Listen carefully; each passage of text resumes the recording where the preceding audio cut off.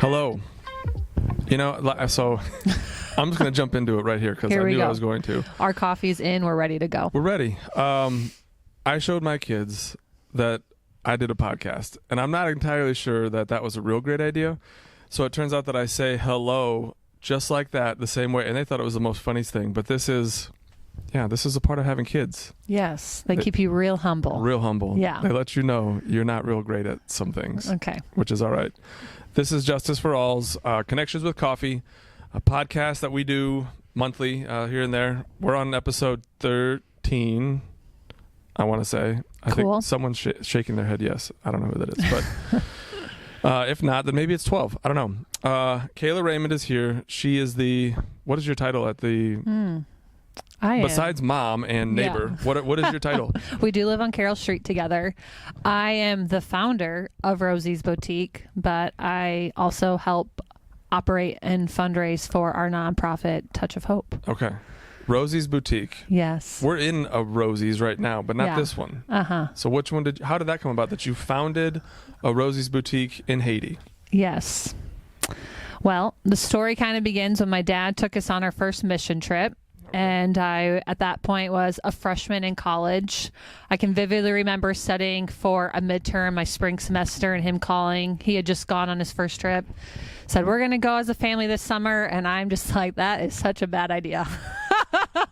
I do not want to go to Haiti. In the summertime? In the summertime, I'm a freshman in college. You want no part of that? No part of that. Okay. But we go. It changes my world. Just my first exposure to a third world country. Growing up Midwest Iowa, You're not exposed to what a third world country, true poverty is.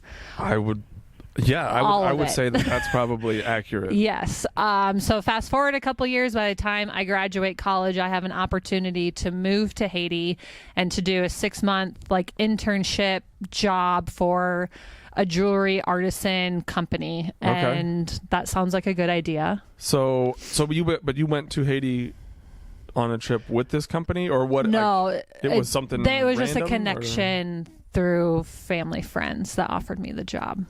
Okay. And by this point, I knew I just wanted to go on some grand adventure. I'm out of college. Yeah, that sounds like it. So here we go. And maybe by this point, I know of a guy named Waybear. Oh. And I want to maybe see what that friendship was. How did you guys meet then? Okay. On the first trip? I've got it. Yeah. No. You told this story So before. 2009, we go on that first quick trip, and then my parents decide within that next year they want to purchase a house and do a bunch more mission work. Okay. So the summer of 2010, I went for about 3 weeks, and that's when we met Waybear. And at that point, we just become friends. He comes and helps paint at our house, even though my mom had specifically said she didn't want any Haitians to help us paint. She's very OCD in that way. Okay. All right. But Waybear and his friend Woodley start to help us paint. And then one day, my dad and I are driving through the village on a 4-wheeler, and we see Waybear, and he's all dressed up. And we're like, what are you doing? And he starts to tell us about his school. And so he's teaching these kids in a building made of pellet and tarp. And you didn't know he had this school? No, he didn't. No, he didn't tell us anything about it, which is such a testimony to his life. I mean, he had been praying for years for someone to come and help him with the school. Wow. And he didn't want to ask. He wanted, just for that need he wanted to have the Lord put the connections in place and just be like, we have to walk into this. So he's way more faithful than I'll ever be. Pretty much is Waybear. Wow. So yeah, we find out the school. We spend some time there. We take another spring break trip, and it had rained, and so they couldn't have school because the rain had made everything too muddy. I would imagine with dirt floors and pallets, it's not going to hold up real well. So we founded Touch of Hope in our friendship with Waybear, wanting to build him a school building and operate a small sponsorship program. Yeah. In our naivety, that was our plan. We can help 10 kids. Yes. So this would have been my senior year of college. Sure. And then I'm offered this opportunity. Someone who's going to pay me to help work with these artisans. Yep. I get to be by Waybear. We get to help the school a bit more. Sure. I'll sell everything and go.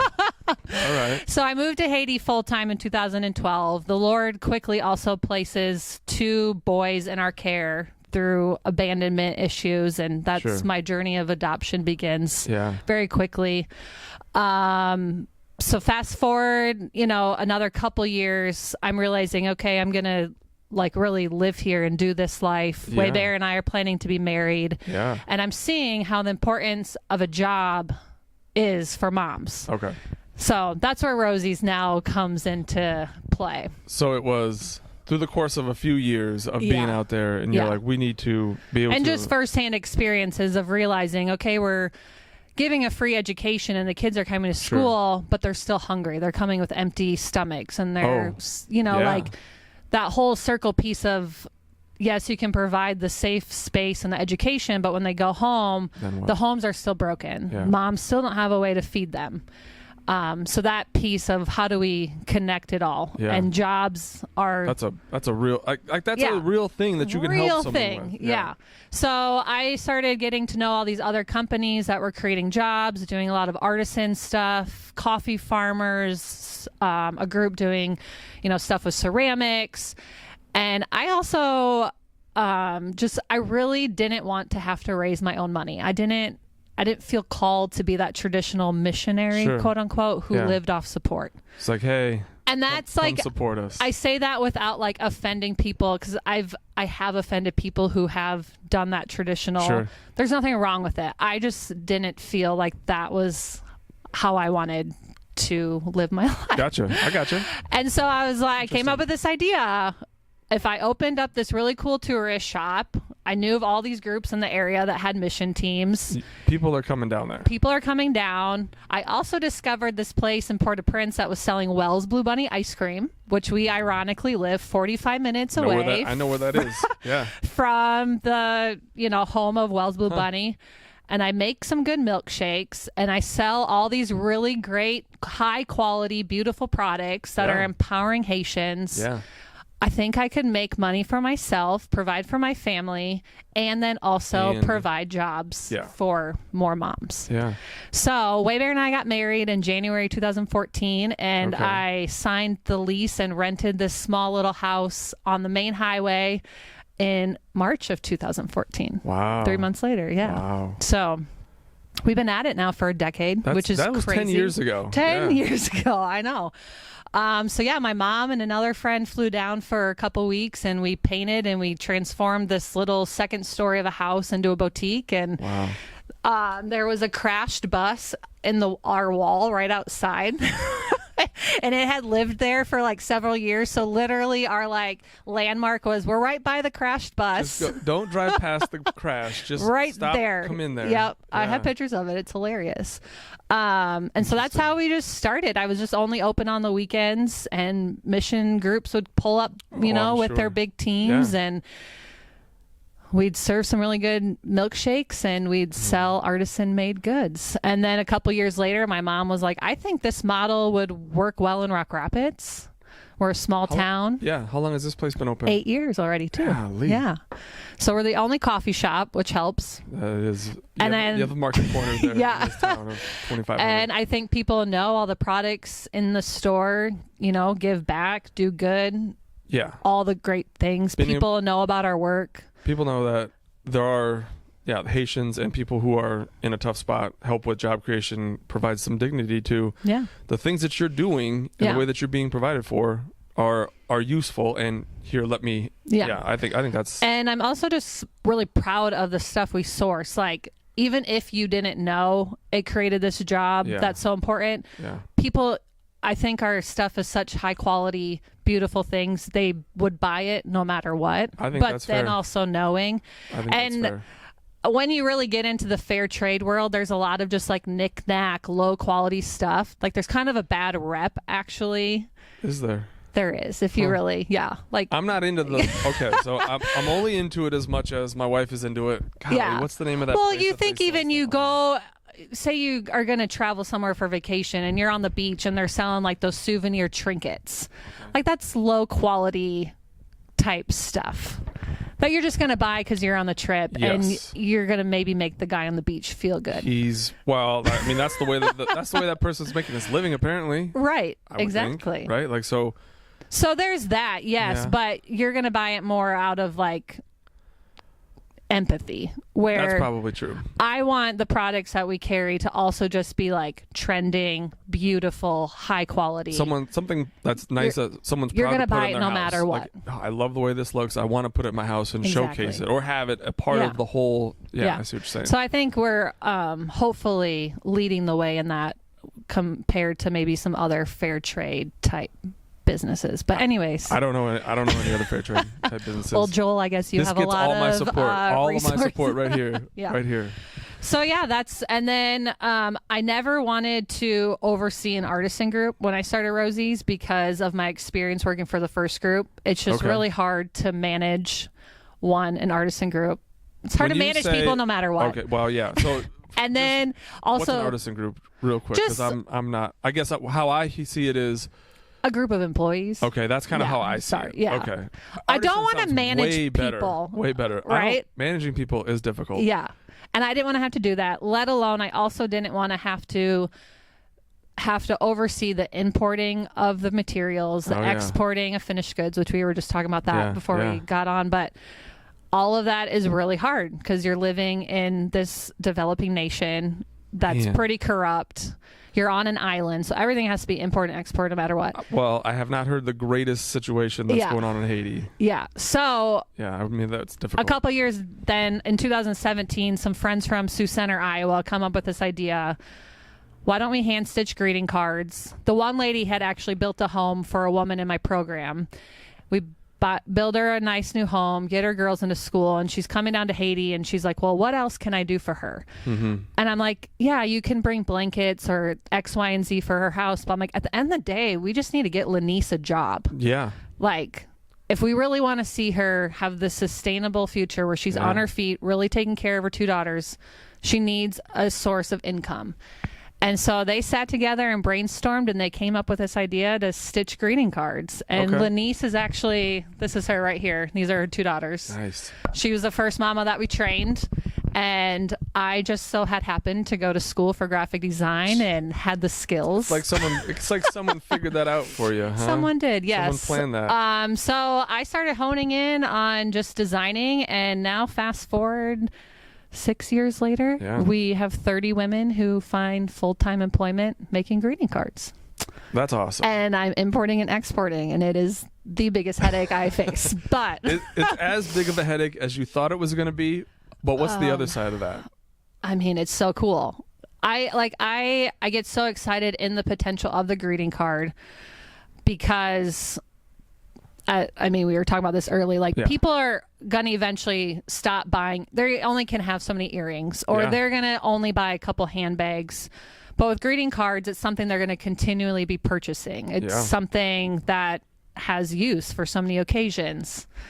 And it's a low price point. It is. It's something that everyone can afford to buy. Yes. Yes, maybe the art of writing a greeting card is fading, but I don't think it is. I mean, you go to Target and they still have 2 whole aisles of greeting cards, and if they're taking up that much space... Yeah, it's not just Target either. Yeah, there's a lot of places that have that. So I get really excited in the potential of the greeting cards. I mean, at this point...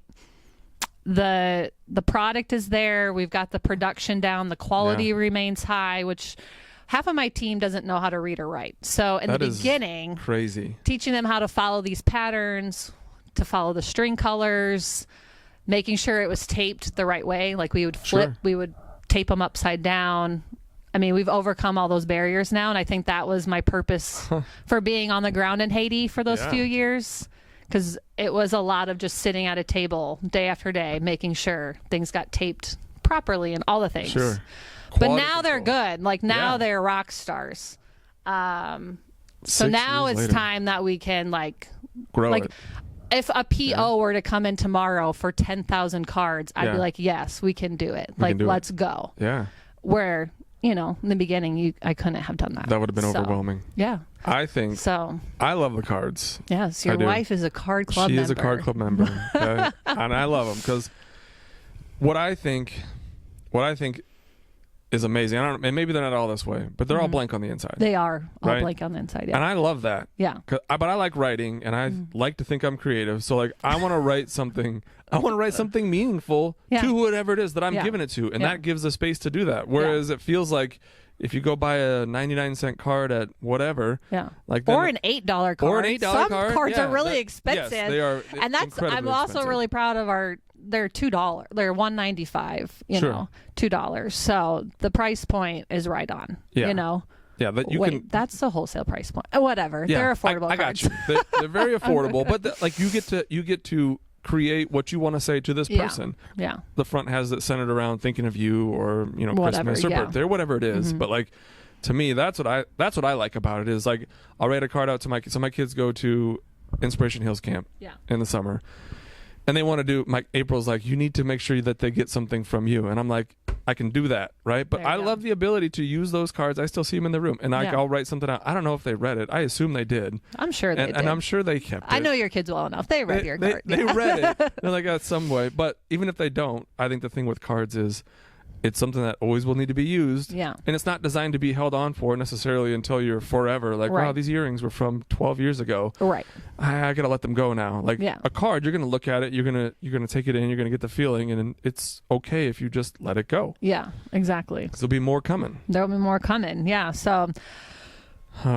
Yeah, I think I met this amazing woman from Vietnam. They do quilling cards. I don't know if you've ever seen them. No, never. But these women, it's like a traditional like art, craftsman in Vietnam where they take this tiny little piece of paper and they twirl it up and then they use their fingers and make all these shapes. Like the cards are a work of art. So I met them at a trade show, and these cards, they sell for like $12 or $15, but they're beautiful. Yeah. But I spent like an hour talking to her, and she has a whole factory, and she has over 1,000 women employed in Vietnam. Wow. And this isn't a culture where like women aren't supposed to like work or like be breadwinners. Like, and like just tears as we like shared, because she's like, I am changing my community, the whole culture through and so I'm like, you're paving the way. And so I look at the cards, and I have that same vision. At the same time, like people are like, what are your 5-year goals? If I'm only supposed to employ these 30 women, I know that right now we're doing it well. And I don't ever want to get to a point where we're so big that we're not doing it well anymore. Yeah. That's kind of something I always juggle with. I'm like, but I also know the Lord is growing my capacity. So I'm excited for what's to come. I know we have the capacity to grow. Like, it's something that the other thing, a lot of, the group of that makes ceramics, like they had to go through a year-long training to get to a point where you can be making good quality mugs and the stuff, or jewelry and sewing. Like those are real skills that take a long time. The cards, once you know how to follow a pattern, you can kind of figure again, it out. women who don't know how to read and write can do this. Yeah. So that's another thing that gets me excited about it. One thing I'd like to do, since we went down that, like, give me the all right, so Touch of Hope Haiti. Yeah. You have the card operation, which we've gone into. Which is kind of under Rosie's. It's kind of under Rosie's. It's in conjunction with, it all goes to the same place, more or less. Yeah. Right? So you have the card situation that you are helping operate in, and what other things, and a school, because you mentioned your husband. Yeah, so the biggest piece of Touch of Hope is our school, and we're serving over 700 kids. We employ over 80 people. Yeah, that's a big chunk of Touch of Hope. Yeah, we spend a lot of that's what we spend a lot of our time raising money for. So I guess there are two different veins then. So then there's a third one. There's the then we one. Also have the orphanage where we care for 32 kids. Yeah. Wow. So my brother-in-law and his wife oversee and take care of the orphanage now. Okay. So would that be under the Touch of Hope? Yeah. Orphanage and the school. And then Rosie's. And Rosie's? Yeah, we operate Rosie's under Touch of Hope. So it operates as a nonprofit. Okay. But yes. But you got to have income. You got to have employ income. people. Yeah. And I mean, if we're going to talk big dreams, is that Rosie's is revenuing enough money that it can just fund the school, and we no longer have to fundraise. Yeah. Like that's big dream stuff. Yeah. Why not though? Why not? I know. So we'll see. Why not? Yeah. That's awesome. Yeah. All right. So what have we talked about? The card situation and what that's like, and how that got put into there. Give the other pieces of Touch of Hope. Yeah. The school you mentioned. Yes. 700 kids. Yeah. The school is like really the biggest piece of Touch of Hope. And then we also are responsible for the care of 32 children. Okay. In an orphanage. A school and and an an orphanage. orphanage. Yep. And then Rosie's operates under Touch of Hope. Yes. So the school's been around longer because if I remember what you said earlier, yeah, Waybear already had the school. had already said the school was so going. So Touch of Hope was founded only really for the school. Like that was the purpose in the beginning. Okay. And so we were given this piece of property, really beautiful piece of property. Our village is, small town vibes, just like Rock Rapids. There's one gravel road, and you got the ocean on one side, and then you have a cliff mountaintop on the other side. So our school sits... That's a picturesque setting.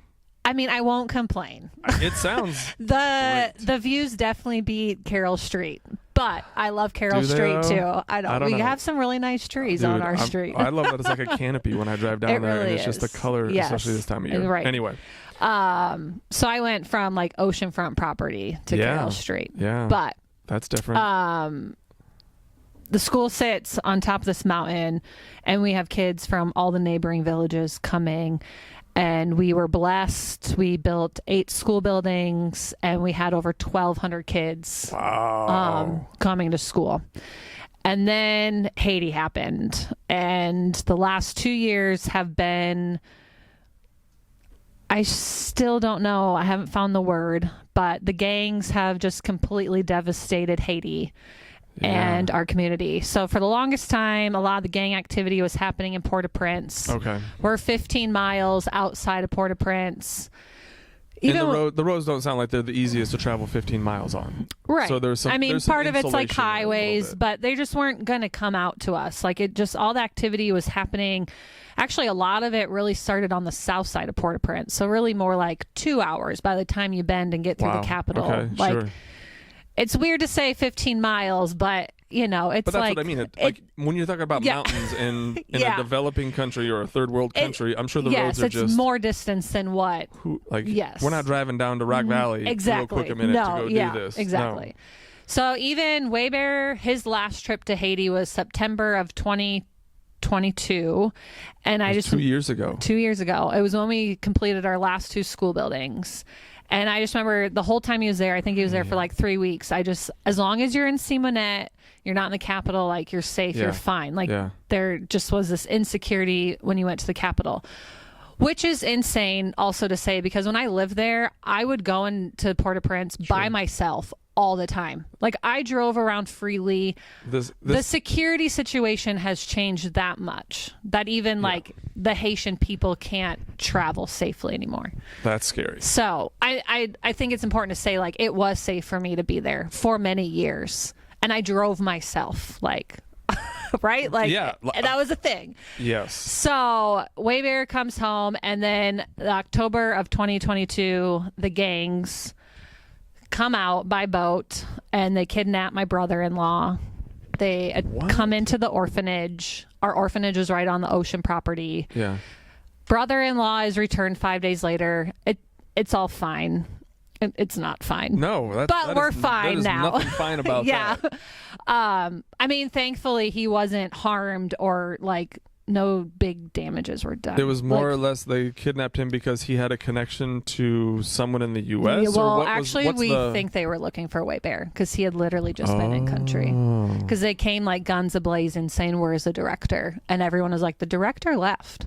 The director's not here anymore." But we don't know because also Waybear never slept at the orphanage. He always slept at our home. Yeah. Our house is like another mile down the coastline. Sure. So whatever, it doesn't matter. They ended up taking Jude in the middle of the night, like in his underwear, which we laugh about now because even Jude laughs about it. But even the Lord's protection in it though is crazy. Like normally there'd be like, so we have this office at the orphanage, and the office has a safe, and the safe operates everything. Like even Rosie's money is kept in the safe. The school money is kept in the safe, and the orphan, like Touch of Hope operates out of this safe. Goodness. And so at any given time, there's thousands of dollars because everything is run with money. Like we don't have credit cards in Haiti. No, it's straight we cash. pay everyone in cash, some checks, but mostly cash. Where would they cash a check anyway? On this night, there was $150 in the safe. That's it. Wow. And then our really nice vehicle, that is probably the only vehicle we had worth of money, was in Cabaret getting a tire change. It wasn't on property. So just weird things like that where it's just like, it could have been so much worse. Like, it obviously could have been so much worse. Yes. They took Jude. We did have to ultimately pay a ransom, but Jude was returned safely. And then a couple weeks later, they came by boat, and there's a cement plant by us and then a flour mill, and they attacked both of those businesses.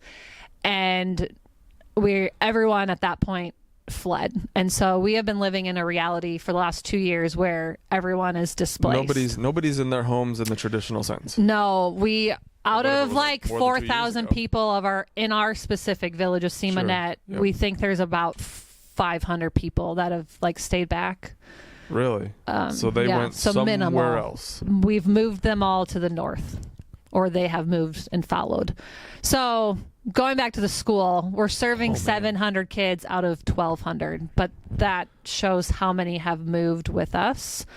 Did you move the school too? Like you had to move the school to a whole new building so we're renting a hotel. We've transformed a hotel into our school. Yeah. That sounds like a logistic not fun, but I guess neither does having your nothing about it is ideal. No. And the morning, actually, the kidnapping happened in the middle of the night. It was a Thursday early morning, and if Waybear's phone ring, he has a Haitian phone and then his American phone, and if the Haitian phone is ringing early in the morning, I just know something bad is happening. So I'd come home from my workout and his phone's ringing, and I'm like, dang it. So he takes a phone call. He had gone outside, and I'm upstairs getting the kids ready for school, and I was sitting on Zion's bed getting him changed, and Waybear comes in the door frame, and he's like, Jude's been kidnapped. And he just said it so like matter-of-factly. I'm like, what? Yeah, he's like, yeah, but let's just get the kids ready for school, let's just go and about then our we'll day. talk about. And so then after we got the kids off to school, I know, So hey, everybody's different in the way that they handle things, and so then we got a lot more emotional as the day obviously went on. And now here we are, and everything's fine. 2 years ago. 2 years ago, last month. So. Yeah, I mean, we keep dreaming and praying and hoping that everyone can just go home. Like, that's just what we keep saying. This last summer, an international troop from Kenya, led by Kenyans, is on the ground in Haiti now, and they're supposed to be neutralizing the situation. Okay. So I'm learning a lot about the UN, and there's a difference I have learned between peacekeeping missions. Okay. Peacekeeping mission. So all those years I lived in Haiti, the UN was actually always present as a peacekeeping force, which means they would never actually engage in any violence. They were more or less there just to like a visual deterrent. Yes. They're not going to engage in any warfare. But now the difference, the UN troop is there to like train Haitian police, provide military equipment. They've brought in these armored vehicles. A lot of funding from America has kind of been funneled down. It's really political. It's really very political. And then in 2021, the president was assassinated. Like the government just isn't even in existence. So they're trying to. So they're trying to work alongside the Haitian police. Sure. But like how do you trust them folks? Well, right. But I guess the difference is they like have permission. Okay. Quote unquote to engage in battle. You can return fire if you're getting shot at. Exactly. That's how I hear that. Yeah. So different than what. Yeah. So. Man. Yeah. And I mean, it took a year just for the UN to give the green light for a peacekeeping. Yeah. And then you even look at Kenya, and they have issues, and a lot of Haitians are, I mean, the opinions are all over the place because people just want to go home. And if it takes someone coming in and neutralizing the gangs, then like, okay, fine. Okay. I want to go back to my life. I want to go back to my life. Yeah. And I want to go back to where But at the same time, the Haitians don't trust anyone because they've been exploited and oppressed for so long. And the Kenyans, I think, are just trying to make money off the deal. So there is no easy fix. There is no easy answers. I am not equipped. I can do a mad job of my graphic design skills, but apparently there's no training for how to navigate a gang war with people that you love. And I mean, we're living in such tense political times, and immigration is such a hot topic, and there are Haitians coming to America. Yes, there are. And I wish I could pick up all the people I love and bring them here. And I want to believe they'd be welcomed, just like my family has been. Yeah. But then I'd actually don't. It's just, it's been a little bit spicy for us, Joel. It is 2024 is a spicy year. Spicy year, yeah. That's hard. That's not hard to believe, especially with elections and other things coming up. And the hardest piece about this, I actually just had a metal artisan who, I've bought his works, sell them at Rosie's. He found his way to Florida, and now he's just like, I can't afford anything. I would imagine. And I'm just like, I know, Billy, but when you're living in Haiti and the gangs are like terrorizing you, I can't tell you to not come to America. But America's not easy either. No. And so it's just a really hard dynamic and then once they get here, they just think it's, going to be easy. And it's just like, it's just so not. It's really, really hard to explain to them that. Until they. But at the end of the day, I'm like, sure if you're safe and can live. How much is your safety worth? Value of life. So those are just like the fun topics Waybear and I get to navigate. Right there, We could have podcasts 15, 16, and 17 there. You can cover. We could get Waybear in here. I'm sure you do need Waybear in here. So. Golly. So yeah. That's some heavy stuff. It is really heavy. Right. And I hate how quickly it gets politicized because at the end of the day, I follow Jesus who tells me to love people. 100%. And it's amazing how complicated we make that.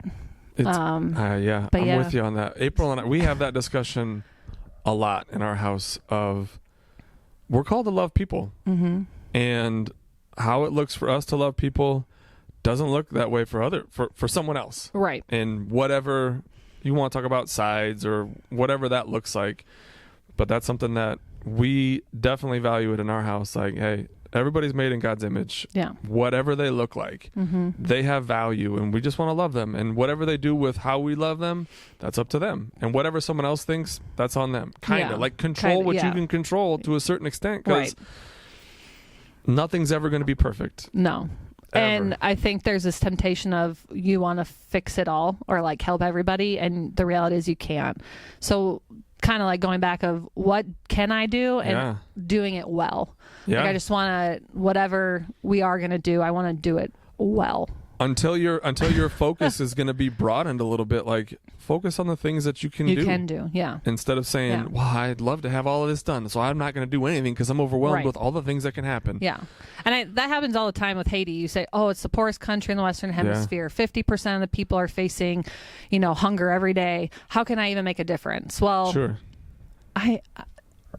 One by one, we can. So that's, that is that's it. That's the only, that's, I guess, keep it small because you have to, or else you get overwhelmed and paralyzed by the big issues. Totally. Yeah. Like I'm serious. Like I have that conversation with my kids a lot too, on just focusing on the things that you can control and the things that you can do and the influence you have. Like you can't worry about what someone else does or says or whatever. Like you can worry about how it affects you, but you control that. Right.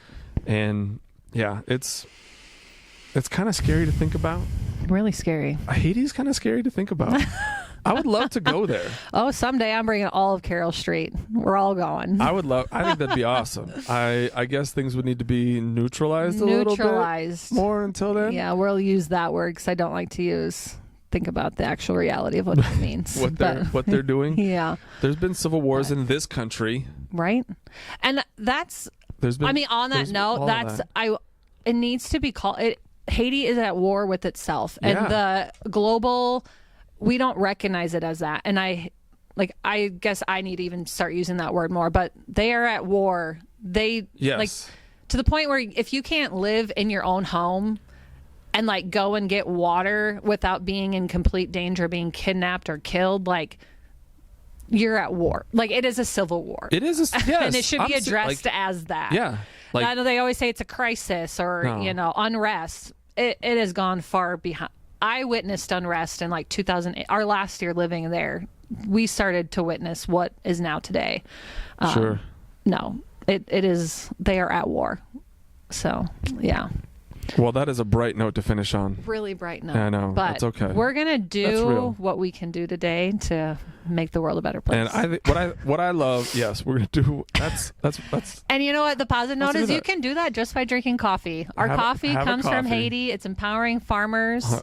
And we just drink a lot of coffee. It's at some point we'll roll into the holiday season, and if you're looking for something for your, for your significant other or your kids or whatever, everybody, they got beautiful stuff here. Yeah, thank you. Come to Rock Rapids and check it out. Yes, for sure. So, yeah, I appreciate this store. I appreciate having this thing and knowing. We appreciate this community so more much. about you. Yeah, more about your background on how you got involved in ministry and In Touch of Hope and Rosie's and how some of those things are kind of tied together. Yeah. Well, thanks for having me. Let me share. I love it. Okay. The more the merrier. So thank you very much for being on, and thank you for listening and checking things out. Just as Justice for All's Connections with Coffee. I'm Joel De Wit, Executive Director at Justice for All.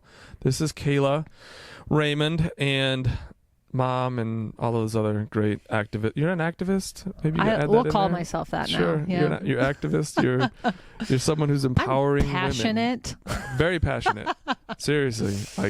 Don't lose that. Yeah, I'll try not to. So I appreciate you listening and watching, and God bless.